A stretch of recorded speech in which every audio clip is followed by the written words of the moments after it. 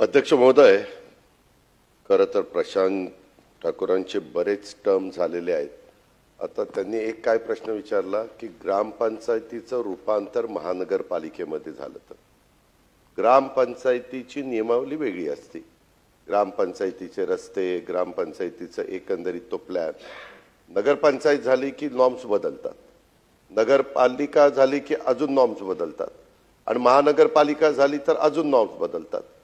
हे आपल्याला सगळ्यांना माहिती आहे. त्याच्यामध्ये रस्ते आपण मोठे टाकतो, त्याच्यामध्ये वेगवेगळ्या प्रकारचे आरक्षण टाकतो, त्याच्यामध्ये नागरीकरण मोठ्या प्रमाणावर होत असताना कुठल्याही प्रकारची असुविधा तिथं राहू नये.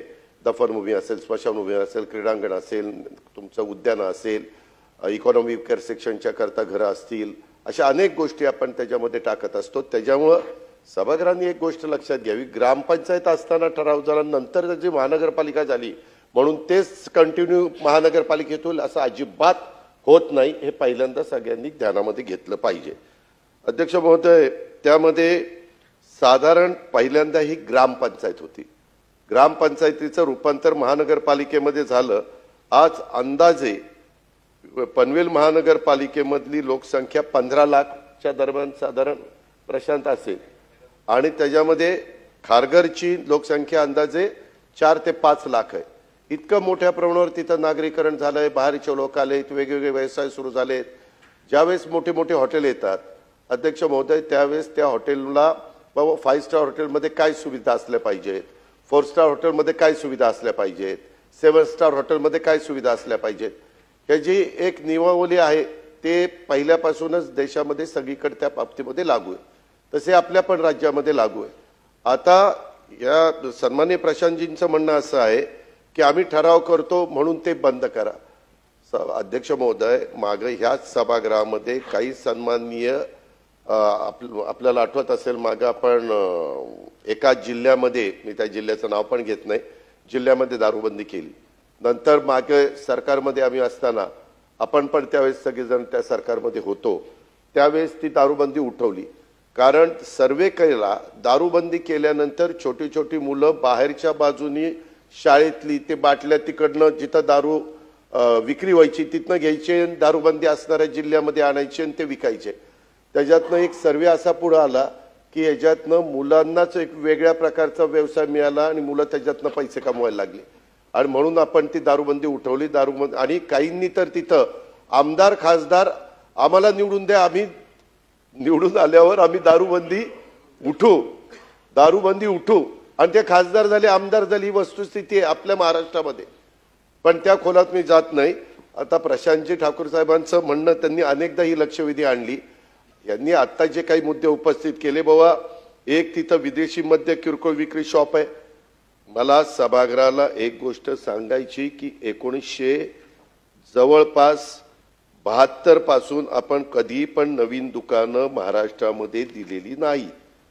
पण साधारण बाकीच्या राज्यांमध्ये, उत्तर प्रदेशमध्ये तर दरवर्षी 3% दुकानं जास्तीची देत राहतात. आपण त्याच्यामध्ये कुठल्याही प्रकारे बदल करत नाही. मात्र काहींना एखाद्या ठिकाणी दारूचं दुकान असेल पूर्वीच्या काळामध्ये दिलेलं आणि त्याचं स्थलांतर करायचं असेल तर त्याला मात्र राज्य सरकार नियमाप्रमाणे परवानगी देतं. ज्या काही गोष्टी असतात, बाबा तिथून शाळा किती लांब असली पाहिजे, इतर काही गोष्टी किती लांब असल्या पाहिजे, त्याच्यामध्ये ते बसत असेल तर अध्यक्ष महोदय त्याला परवानगी त्या बाबतीमध्ये दिली जाते. आणि तिथं रेस्टॉरंट बार सुरू झालेले ते म्हणतात ते बरोबर FL3ची.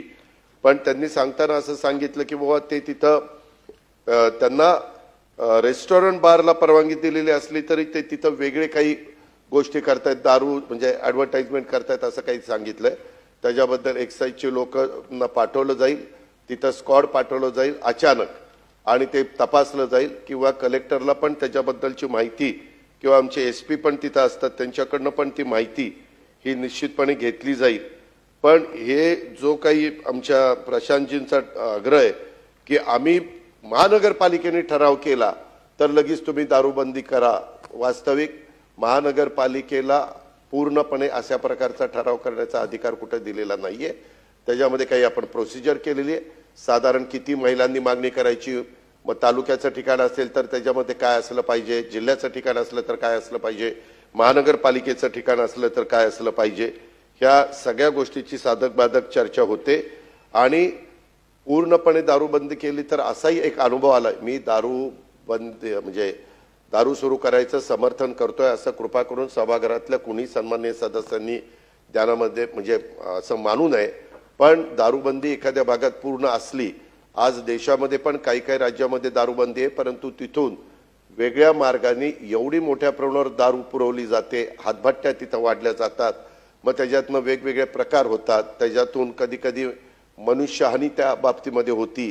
अशा प्रकार कुठल्याही परिस्थितीत आपल्या पण महाराष्ट्रात काही भागामध्ये तशा प्रकारे घडलेले आहेत. ह्या गोष्टी घडू नये.